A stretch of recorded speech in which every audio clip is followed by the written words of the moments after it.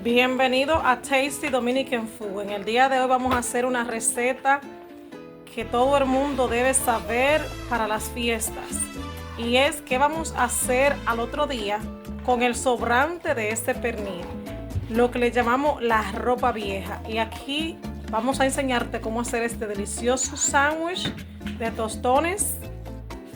Delicioso, mi gente. Este sándwich tú tienes que hacerlo al otro día de esa fiesta, mi gente. Fácil, rápido y sobre todo delicioso, mi gente. Así que no te lo puedes perder. Vamos a hacerlo.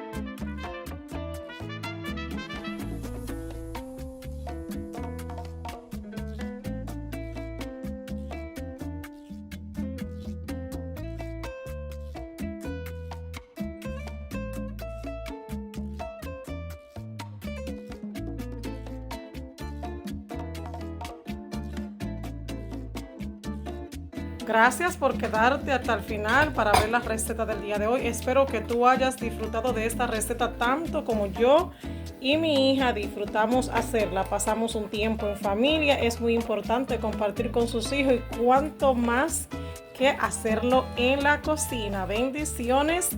Y si no te has suscrito a nuestro canal, suscríbete, que pronto vamos a tener otra nueva receta. Bendiciones.